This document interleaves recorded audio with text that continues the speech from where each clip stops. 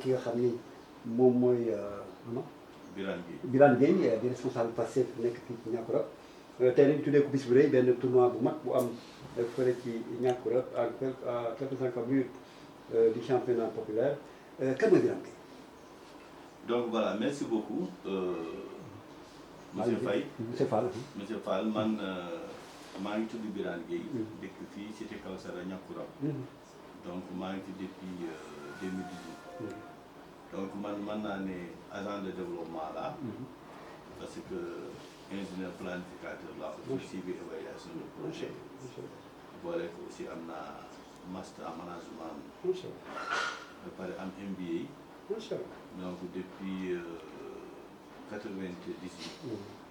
maa ngi liggéey ci wàllu projet de développement. donc léegi am naa ci 28 ans de carrière. mais dama doon liggéey yëpp maa ngi woon presque dégg nga ci biir région yi. projet yu gën a rëy na Sénégal. buy wax pour développement liggéey naa si depuis AFDS agent du fonds de développement social. parce que lu bëri ci infrastructure dans le monde rural moo ko fi def. mais man naa wax depuis loolu maa ngi ci tegguma ci sama tànk. di defaale en même temps consultance. liggéey naa aussi ay ONG organisation internationale yu bëri. comme ay GIZ. nekk naa fa expert business développement avant loolu sax defar naa leen en PLD yu bëri. liggéey naa aussi ci ONG bu tudd Africaine. liggéey naa Tostan. ONG italien aussi bu tudd ACRA comme chef de projet. donc mën naa ne j'ai fait toutes les régions du Sénégal c'est-à-dire Sénégal si boppam laa xam. macha allah amul benn région bu fi toog. boo xam ne sama tànk bi tegu ko ci wàllu liggéey. mais depuis 2015 laa ñu ci Dakar. di liggéey ci benn projet bu tudd PAFSA projet d'appui à la protection sociale adaptative. projet Banque mondiale la. di liggéey ci la protection sociale. ñu ngi woon rattaché à la présidence mais finalement léegi ñu ngi ci ministère du développement communautaire. macha allah projet boobu boo ko déggee moom moo yore bourse de sécurité familiale. oui ça d'accord. en même temps am na beneen projet boo xam ne ñu ngi ci biir bu tudd Yokk Koom-Koom buy jàppale dem bi jigéen ñi pour ñu mën a liggéey te bu tawaan day am ay kër yoo xam ne mën liggéey dugg na ko projet boobu la ñuy woo moo ciy jàpp boo jógee ci loolu aussi même yàlla tere bu kër amee lakk-lakk projet boobu moo ciy kii parce que biir protection sociale da ciy liggéey bu loolu weesoo ma am sama entreprise boobu boo xam ne man maa ko moom bu tudd BCA. muy liggéey ci ñaari domaine yu gën a mag. benn bi mu ngi tudd ingénierie sociale mooy lépp luy développement enquête formation. ci lay yëngatu. ak aussi BTP hydraulique. merci kooku mooy xam naa ne CV bu riche nga am macha allah xam naa bi fi nekkoon mën nañu yenn di wax ci CV bi rek bi nga xam ni monsieur Gueye moo ko yor. voilà monsieur Gueye kon donc ku ñu ko waxee rek émission Kii Kana la tey ñu ngi dalal monsieur Gueye. nekk fii ci Niakoulrab tey lan moo la poussé à ce que nga bëgg a nekk candidat aux prochaines élections locales. du nekk candidat bi moo ma dugal ci affaire politique man daan naa wote comme tout citoyen ma wote 2000 wote Ablaye Wade mais la ma doon wut ci changement lu yokk ci réew mi gisuma ko Macky Sall ñëw ma wote laat ko. amoon yaakaar ko si sama yaakaar yàqee ma commencé woteel Sonko bu muy nekk député man ak sama njaboot ma wote laa ko élection présidentielle mu nekk 3e ma woteel ko 2024 mooy diwoo moom ak Diomaye parce que mën naa ne moom laa wote parce que moom ma wax naa woteel Diomaye ñu gagné ma yaakaaroon ne coono gi jeex na ma dem ba si biir ma gis ñu nga xam ne depuis booba ñoom laa doon xeex pour bu ñu yàq réew mi dugg seen diggante bi ci indi ay jafe-jafe.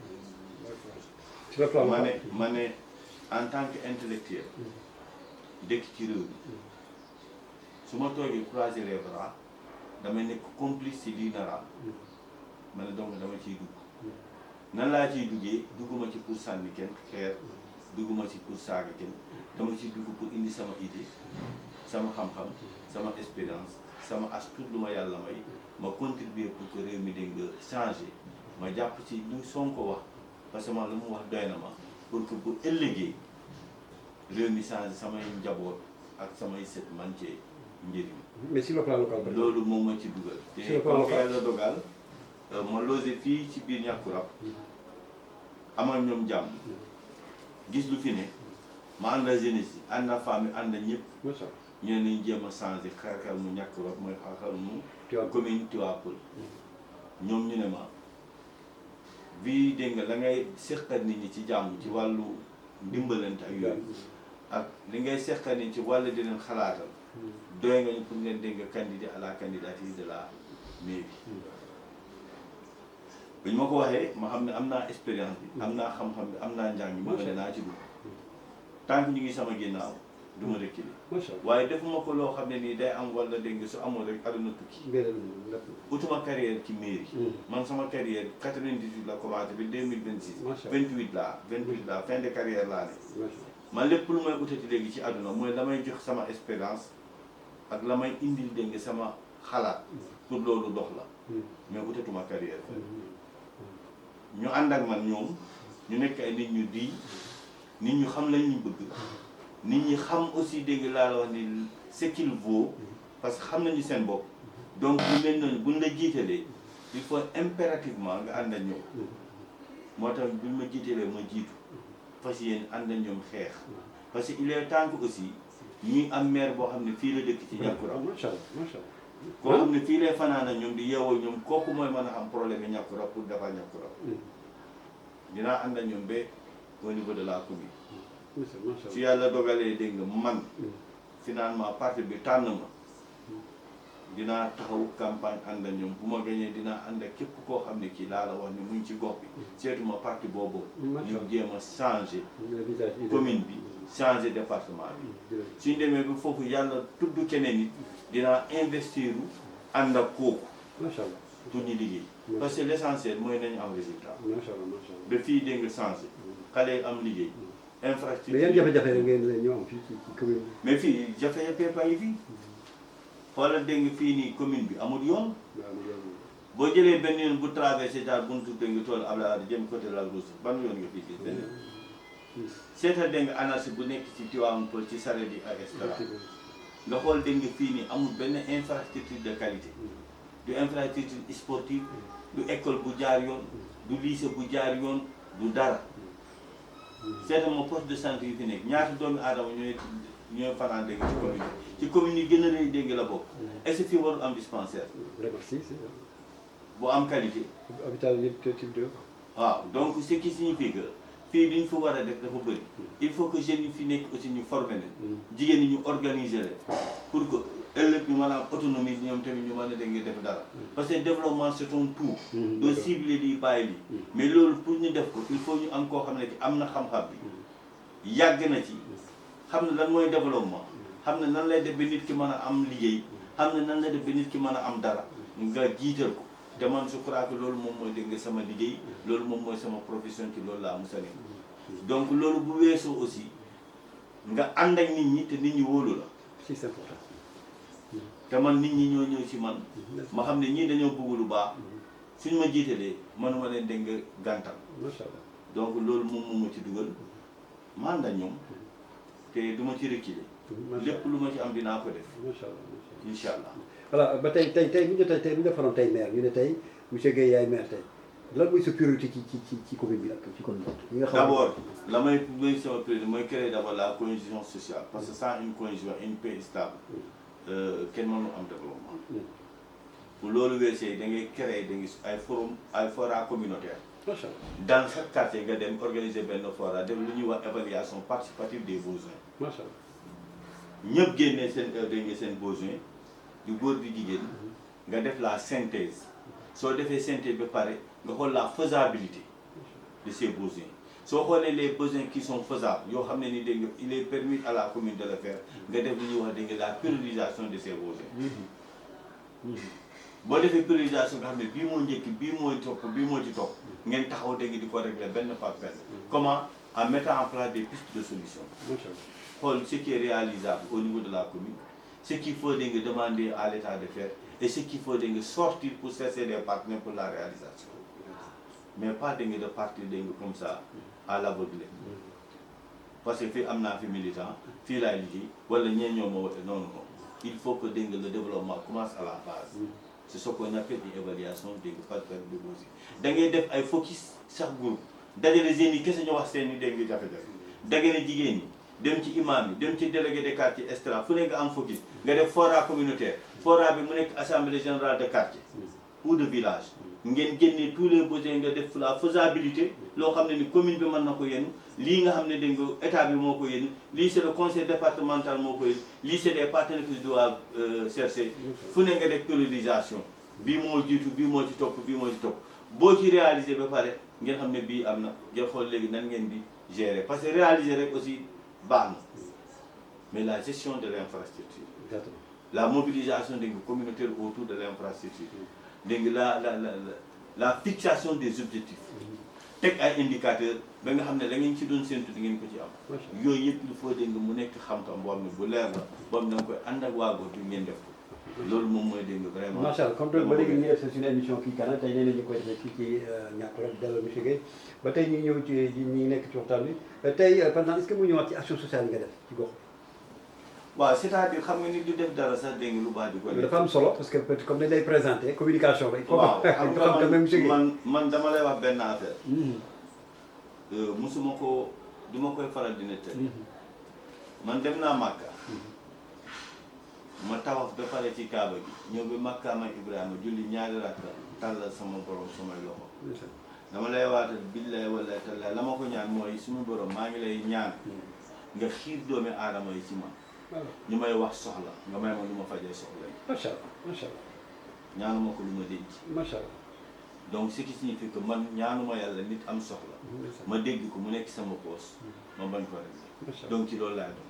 macha allah social fii ñu fii ñëw di ma seet te xaw ma leen ndeysaan billahi xaw ma fu ñu dëkk xaw ma nu ñu tudd wax soxla ma réglé ko mënuma ko compter mais toog fi di ko lim di suñu yëngatu si jumaa yi bu ñu ma wooyee lépp lu ma mën dinaa ko def suñuy jeunesse bi yëngatoo lépp lu ñu ma wax dinaa ko def ak leneen ak leneen tabaski bu jotee événement bu jot amul dara lu ma ciy bàyyi même dégg nga laa la wax nii xar yoo xam ne man maa ko dañ koy jox ci imaam yi dinaa ci def la ma man utuma ci xajja seen mais doomi aadama moo dul def ba pare di ko wax mais danga ma laaj mooy lépp lu ma man daal te sama am tollu ko te ma man ko te mu mën a jëmale nit kanam dégg nga vraiment te nit sollicité ma ko wala ma yëg ni lii daf ko soxla dinaa ko def jërëjëf dafa tey ñu ngi ci waxtaan bi gis nañu tey xale yi dañ la tànn nga am benn final mag boo xam ne dañ la tànn ci bis bi lu tax le choix parce que autorité yi bëri nañu ci lu tax le choix porté sur monsieur Guèye man na c'est un très grand honneur pour moi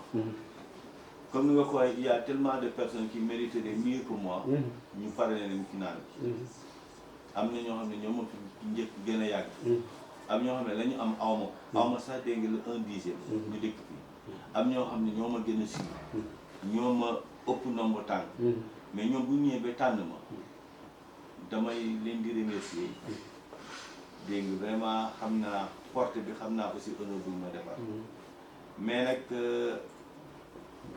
ñoom ñoo xam peut-être ban yaakaar ak lan moo tax dégg ñu tànn ma waaye man la ma mën a def daal mooy di leen remercier am si reconnaissance donc je ferai le maximum possible ba dégg nga final bi ma def ci la ma man mais bu final bi jeexee aussi dootuma fàtte jeunesse dina ànd ak ñoom xam ne am na lu ñu ma defaloon dégg nga ñu man maa leen yoreel boot lépp loo xam ne ni mën na leen jëmal ci kanam dinaa ci taxaw sur tous les plans sur le plan vraiment sportif sur le plan de l'éducation sur le plan de la lutte contre le chômage lépp loo xam ne ni rek sama xam-xam ak sama am-am mën na ma ko may dinaa ci taxaw ak ñoom parce que honneur bu la ko ni defee da nga koy delloo mais nag bett ma si ñoom parce que moo fi ñëwee ba léegi man ak ñoom ñoo nekk ñu nekk si jàmm am fi ay études yoo xam ne dañu am ay mbër yu bëri man xaw ma leen sax mais heure bu dara jotee ñu war a dem am combat dañuy ñëw fii def groupe salaamaaleykum père ñun de dañoo amoon combat ñu ñëwoon pour nga jàpp si ma génnee sama enveloppe pour loolu suñu amee ay activités au niveau de stade la même chose bu ñëwee xaw ma leen sax suñu waxee rek du ma am benn arrière pensée ma ñëw ma jox leen man noonu la ma yàlla bi donc xam naa ne peut-être ñu am yaakaar ni peut su ma ko tuddee final daal jàpp nga ci baax ci final waaw lañ ma waxoon te ñu war ko def naa ko waaw lépp loo xam ne nii daal. est-ce que mën nga lim ba tey ci information rek maanaam tax leen jeu de maillot. yooyu yëpp def naa ko. ñaari jeu de maillot ñoom nee nañ ma da nga am coupe. dina am ay médailles. dina am 2 jeux de maillot. dina am ay enveloppe. dina am aussi ay ballon. ak yeneen location stade bi tout ça avec tout ce qu'il faut avec. le budget entre autres. waaw le budget ak ñoom aussi ASC Lakale lu ma leen di jàppale. yooyu yëpp daal dégagé naa ko. macha allah nit moo dul wax. non je comprends la nga def. donc final bu rëy nga def boo xam ne tey bu ñu ñëwee daal lépp lu ñu ma bindaloon. ñu ne ma soxla nañ ko naa xool lan laa ci man xooluma la ma ci man damaa def lépp. ah macha allah macha allah macha allah. waaw macha allah ma leen dégg vraiment honneur bi. mënuma ci kër gi lépp daal c'est bon. macha allah merci kon monsieur Guèye dégg nga wax nee na def na liggéey bu rëy jàpp na ci bis bi mais yamul foofu ku ne tournoi wax fair play te souvent benn ay final yoo xam ne souvent day tourner en queue de poisson lu koy waral mooy xale yi ban message fort ngay lancé parce que nee nga say doom lañu nee nga da nga leen di jàppale est-ce que jotoon nga dem ci ñaari équipe yi nga xam ñooy final changement ak ñoom ou bien sinon ban message ngay lancé pour que xale yi. bu ñu ma ko tuddee ba pare. en face dama leen ne il faut que. ñu bay yàq bis bi quand même ñu xool nan la ñuy def ba bu ëllëgee ku nekk xam ne rek ku gañ ak ku gañewul yëpp c'était la fête. man la bu ñu fubalee ba pare. ñu nga xam ne ñoo gañe coupe bi. nañu dem fekk ñoo xam ne nii ñoo leen gañe. ñu fete ko foofu ci guddi gi dinaa leen may dégg foofu benn. kumbal boo xam ne ñoom ñëpp koy bokk. macha allah pour que dégg nga kenn du santé dégg nga frustré wu. c'est bien macha allah. loolu avant sax. wax ko football bi laa leen ko wax. macha allah may leen parce que football la. lii di coupe du monde du dara ñun ñëpp ñoo bokk commune bi. dafa yàlla dogal dañoo football ba ñaari équipe war a daje te ñoom ñëpp ay kii dañu xam nga mbiru école. équipe ASC yi. benn que da ngay dugg kii football ci équipe bi kii football ci équipe bi. te fekk ñoo bokk ndey baay. donc gisuma lu war a tax loo xam ne ni du ay milliards. du ay millions lu war a tax da nga xiiroo ak ngaayoo football la ci jàmm mu jeexal jàmm ñun ñëpp ñu wëlbatuwaat ànd jéem a liggéey pour def ay programme de développement yuy tax da nga gox bi évoluer luy tax commune bi jëm ci kanam le reste yëpp ay détails la. looy tàggatoo li ñu cërul ci waxtu jeex na lan ngay tàggatoo. sant yàlla rek di leen remercier yéen ñi nga xam ne aussi def ngeen déplacement di remercier aussi waa ASC Lakale. di remercier aussi waa Ñàkkurab yëpp surtout waa Pastef Ñàkkurab aussi yi nga xam ne ci parti boobu laa milité autorité yi nga xam ne. mais kañ ngay def descente sur le terrain est-ce que yaa ngi sur le terrain pas Ñàkkurab mais à Tivaouane Peulh Niaga est-ce que yaa ngi gëj waaw activité yi ñu mën a yëpp même bu yeneen responsable bu ñuy créer ay activité foofu seen koñ yi muy seetal muy yeneen doon de ça dinaa ci def sama participation dinaa def. Inch'Allah, Inch'Allah. Mais je crois que pour dire vrai final bi day nekk dégg le point de départ. d'une planification des activités de massification et de visites de courtoisie et des activités aussi de développement de Pastef sous la bannière de monsieur Birane Gueye au niveau de Ñàkkurab et au niveau des autres quartiers dinaa ko dem bu neexee. macha allah merci. li ñu doon ci waxtu jeex na tey émission Kii Kana ñu ngi doon dara ak Birane Gueye di en tout cas un homme très important avec un CV extrêmement riche tey képp ku seetaan vidéo di nga xam ni Birane a été vraiment à la hauteur vraiment de l'attente bi nga xam ne amoon nañu ko ci moom dina gën a di la sant bu baax a baax a baax ak ci Kër Massar mi lay gërëm ci bis bu màgg bi nga xam yaa ngi préparé final bi. ñu ñaan rek final bi nekk ñu joué ko dans le fair play dans la fraternité technique Cheikh Fall woon ci micro Ibrahima Fall ba benn yoon ci beneen niveau.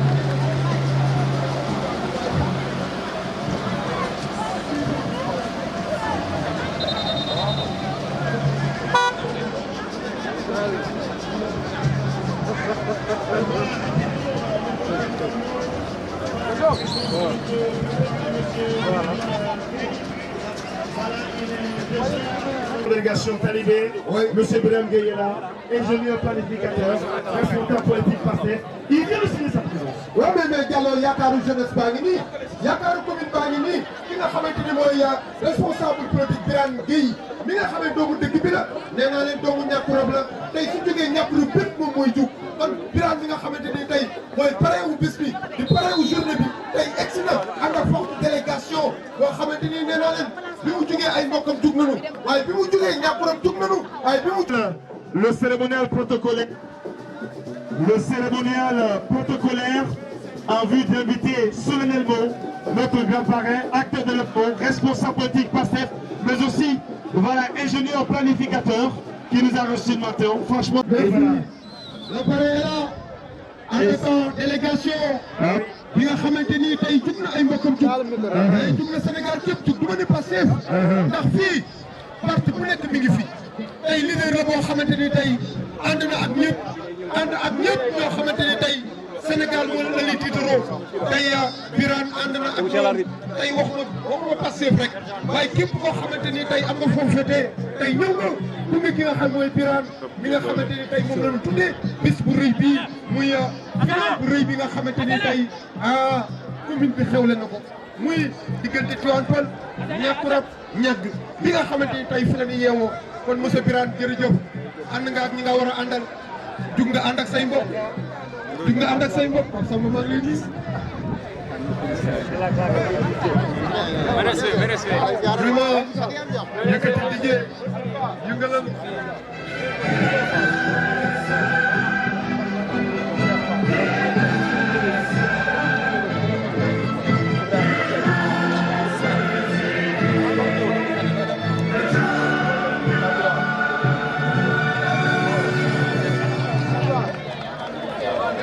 Et voilà, merci, mesdames et messieurs. C'est le cérémonial protocole, comme vous le voyez, monsieur Valagnan, président de la zone 11, qui dirige vraiment cette très forte délégation sous la première de monsieur Birame Gueye, ingénieur planificateur, acteur de développement, responsable politique PASTEF, accompagné par monsieur Niane, président de la zone 11. li nu doon tey am nañu ko tey am nañu koo xamante ni mooy Birame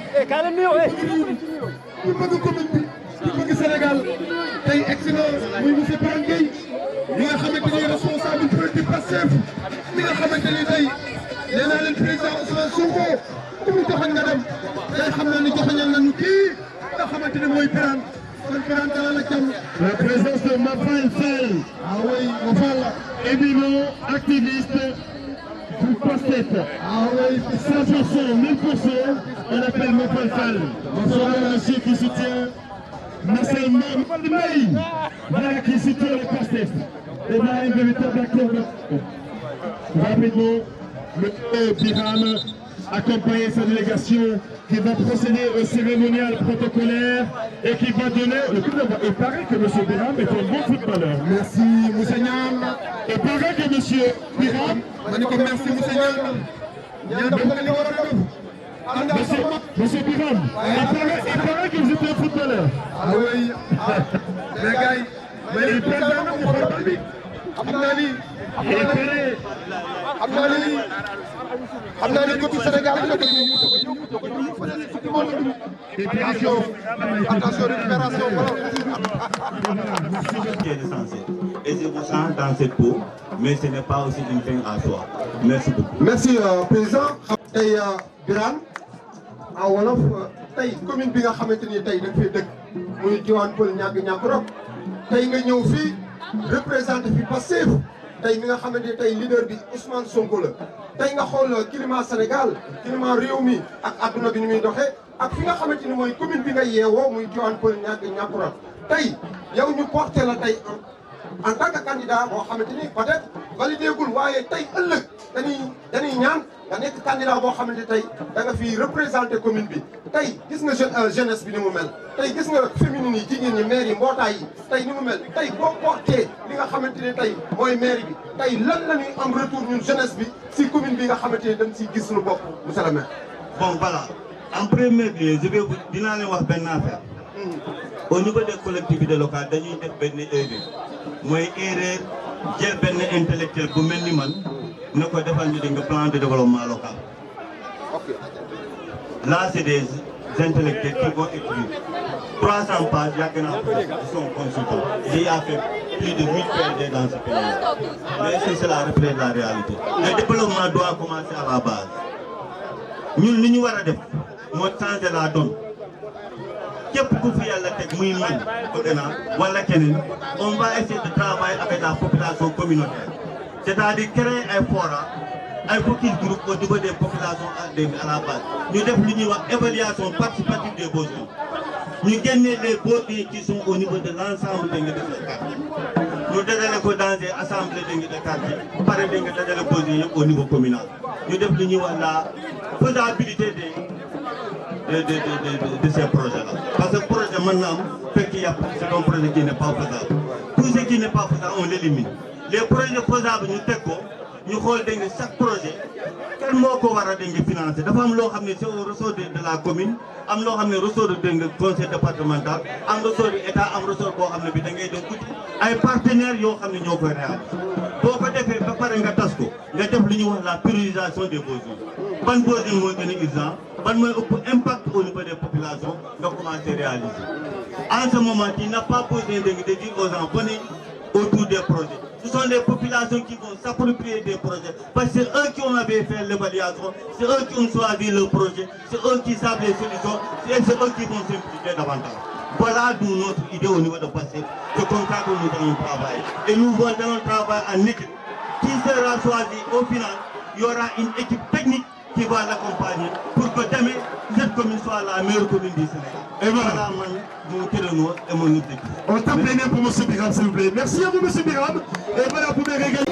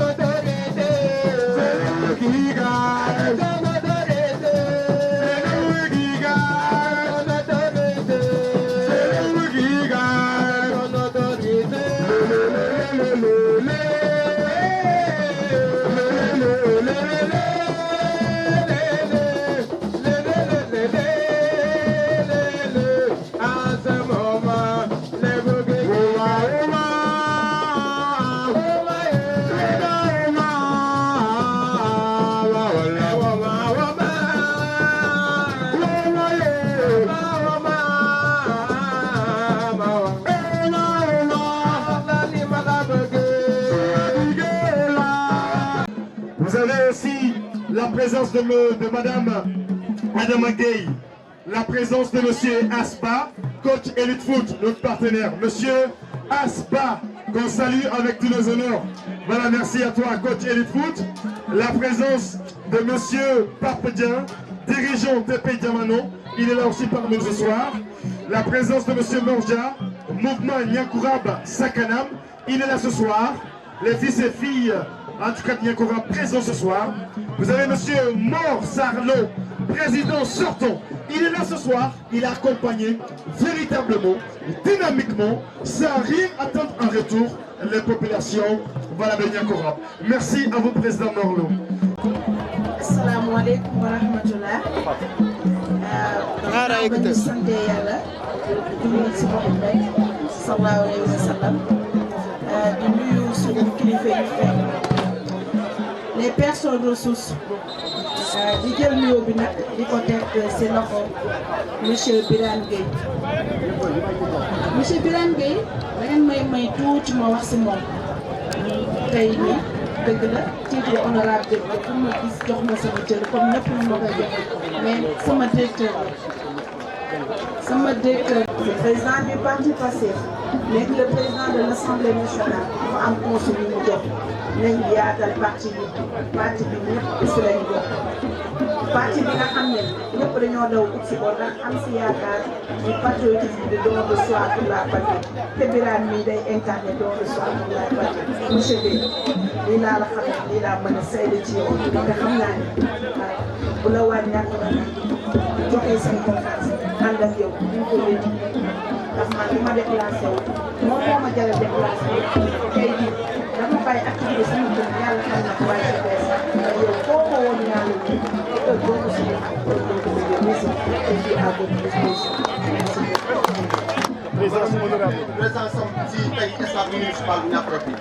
Merci madame l'honorable députée. En face.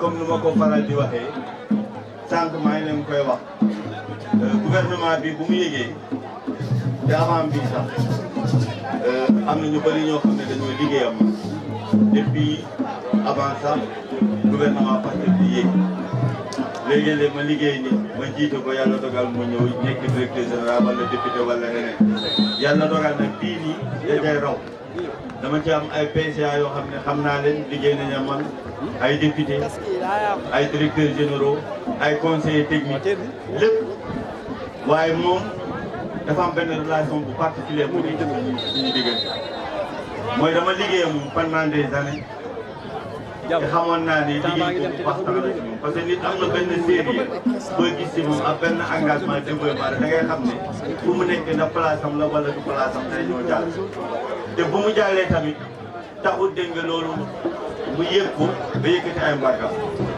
moom ci boppam moom moo may woowal boppam man du ma ko woo day jël dégg nga otom ak sofëram ñëw ba sama bureau ne DG yow laa seet moo tax man ñëwam bi ci neex na ma trop mais bett ma mënuma woon a bett parce que relation bu ma am ak moom donc di ko sant di ko ñaanal yàlla même poste député bi na nekk poste bu ndaw ci lu muy ami ëllëg yàlla mën na ko parce que yàlla moo yore ko yàlla na ko yàlla def te incha allah yàlla dina ko def comme lu ma leen ko waxee rek moom xam na ci dara man politique mën naa ne dama ci dugg parce que léegi dama gis loo xam ne ni pour man dafa jot ma participer activement mais wutuma ci loo xam ne ni léegi dina lees sama bopp parce que dinaa la teraanga bu yàlla damay julli rek te muy jooy am naa ko waaye nag day am toll pour ci réew di toll boo toogee nga nekk intellectuel nga croiser les bras noppi seetaan rek ëllëg li ci mën a yàq rek des complices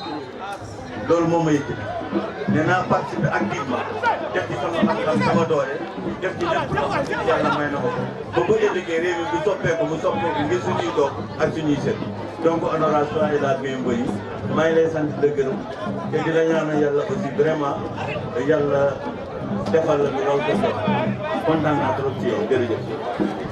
Merci. Ah oui, merci. C'est le coordinateur, hein, je crois. C'est la vision du Pastef. Place aux jeunes. Place aux jeunes. Car Ah oui, bien. les grands événements des grands messieurs. Mais Dame Loury, Madame l'honorable députée, on est fiers que vous soyez là. Parce que tout simplement, votre devoir, c'est le sens de l'écoute, l'humilité et comprendre vraiment les réels problèmes du bas des quartiers. Et parce que vous êtes la voix des sans-voix. Vous êtes le porte-parole de cette population qui vous reçoit ce soir, ici à Yopéra. On est très heureux et très fiers. Et on est très reconnaissant par rapport à toutes vos requêtes et toutes vos revendications pour que cette jeunesse soit enfin une jeunesse libre. C'est une jeunesse qui est capable de décider et de deviner l'avenir meilleur pour nous. Honorable, tey bu jugee honorable day jug tar ko muy jigéenam mooy càmmiñam ak jigéenam la tey ñëw leen. Il va recevoir son satisfecit. Alors honorable Je souhaite que voilà, l'honorable député, voilà un signe de reconnaissance et de collaboration. Monsieur Mor Sarlon. Monsieur Mor, ex-président de l'SNA Calais, qui va décerner ce satisfecit à Monsieur Birane. Oui. Invité nañu Bolle Ndaw ak Mohamed Faye nañu ñëw jàkkaarloog Birane Mohamed yaa Bolle Ndaw adjoint maire Monsieur Mohamed, c'est le lu rafet lii nga xamante ni tey acteur de développement aussi. Fandoy Adja Fandoy Acteur de développement aujourd'hui qui s'est fait remarquer par franchement son objectif. non lii rafet na. Monsieur Abdelaziz Ndoye, s'il vous plaît. Aziz Ndoye na ñëw. Venez s'il vous plaît. Conseil la si mairie bi. Monsieur, c'est le directeur voilà, du stade. Merci. Le directeur municipal du stade, Mam Kanakebe. C'est lui, c'est le doyen d'âge. Respect et honneur. Merci lii rafet na. Ouais, c'est très intéressant. tey lii Sénégal moo gagné. tey benn parti gagné wul Sénégal moo gagné. Monsieur Birane def na loo xamante ni tey histoire ak taarix dina ko bind. lii ay 60 ans. Et voilà, merci une équipe qui n'a pas de mérité, qui nous a vraiment servi de très beau foot, vraiment très stratégique. TP Diamano, merci.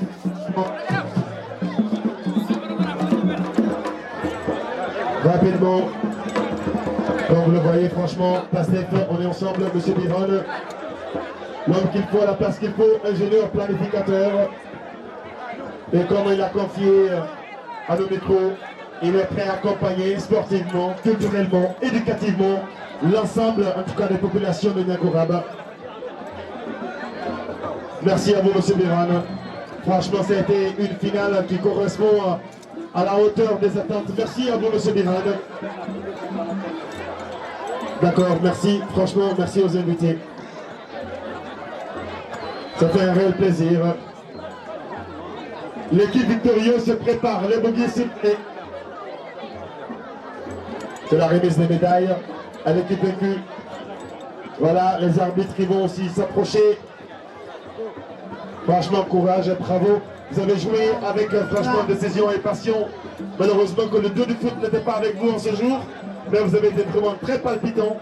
Et voilà, très stratégique et très performant face à l'Evoki. Merci. Toujours, c'est la remise voilà, des médailles. Au 22, voilà, joueur de l'Evoki. Merci. Merci pour la participation. Merci pour le courage. Merci pour la qualité de jeu que vous nous avez offert.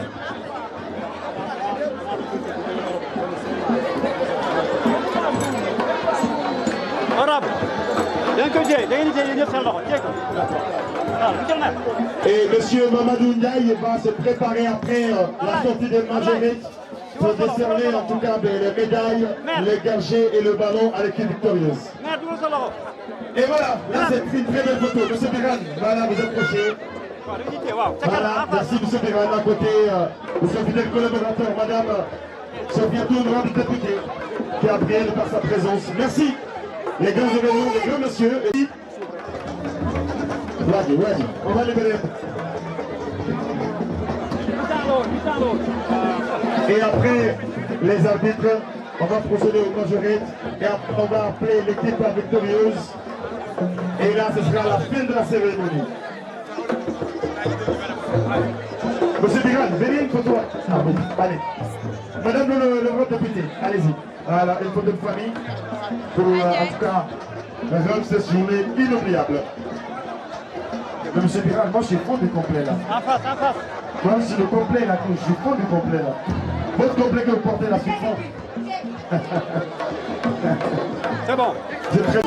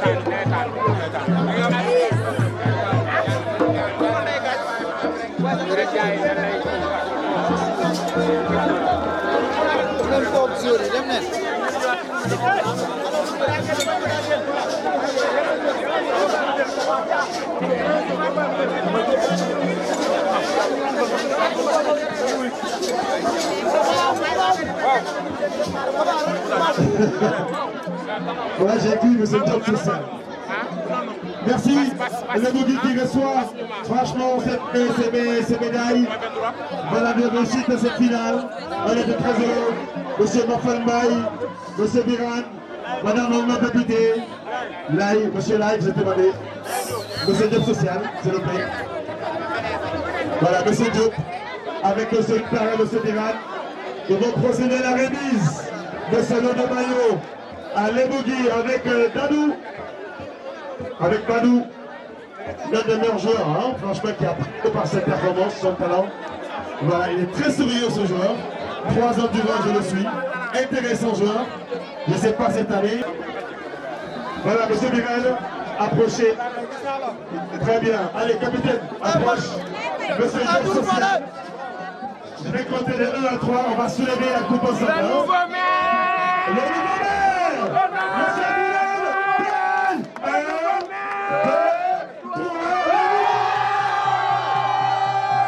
Merci beaucoup, monsieur Biral. Le nouveau maire, l'espoir. Merci à tous et à toutes. Merci, ça a été un plaisir. Merci à vous, ça a été un plaisir. Merci franchement, ça a été un plaisir. Et la soirée prend fin là. Merci pour tout ce que vous contribuez pour la réussite de cet événement.